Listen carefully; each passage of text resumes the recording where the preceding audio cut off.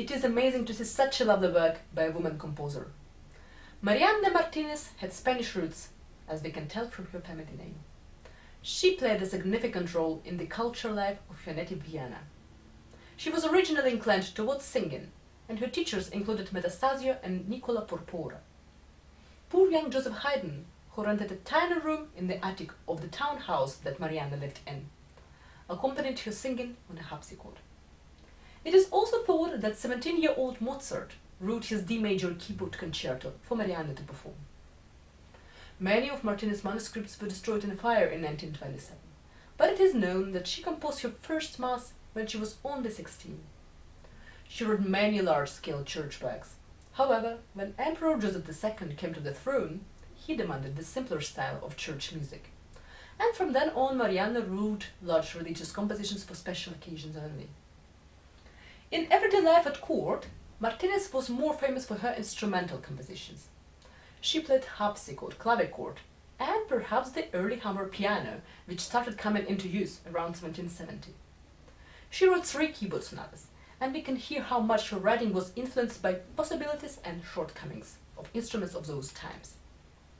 Here we have the first movement of her last sonata.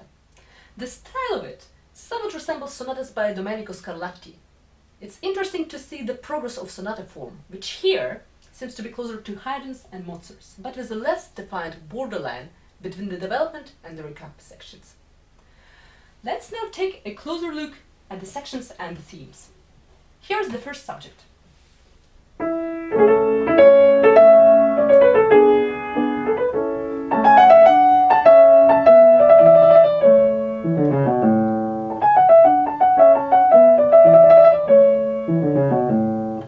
It is followed by a connected episode in bar 3, which has 3 elements and modulates into E major, the dominant key of A major.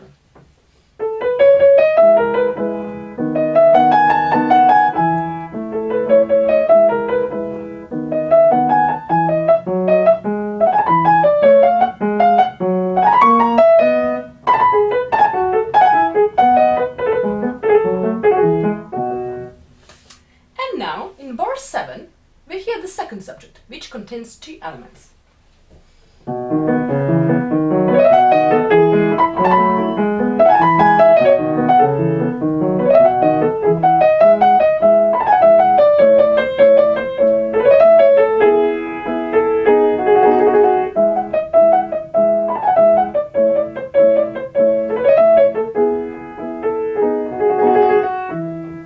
This second subject is being followed by a little coda to conclude the exposition.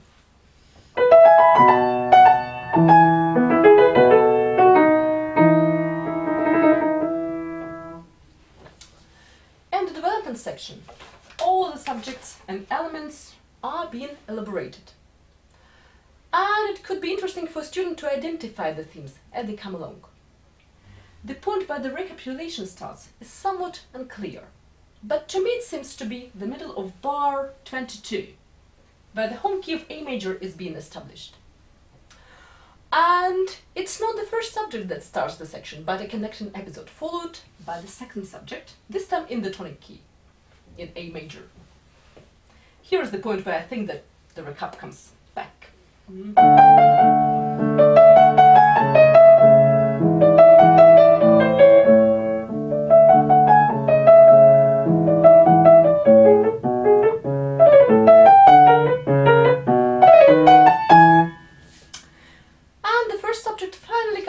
In the middle of bar 29. Again being followed by the second element of the second subject and a little coda. One of the biggest questions that may arouse is the choice of tempo. The edition suggests tempo marking moderato. In my opinion, it is important to maintain a steady, moderate pace throughout the piece.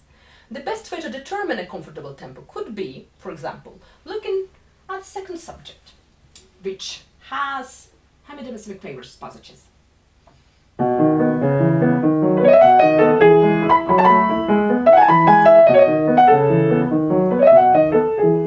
Or, for example, at this jumpy episode in the development section, bar 18.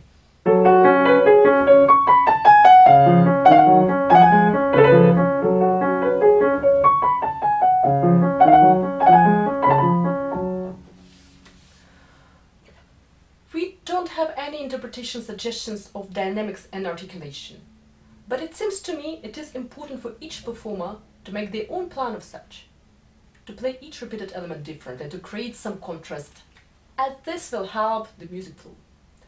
As an example, this is what I would have done in bars 9 to 11.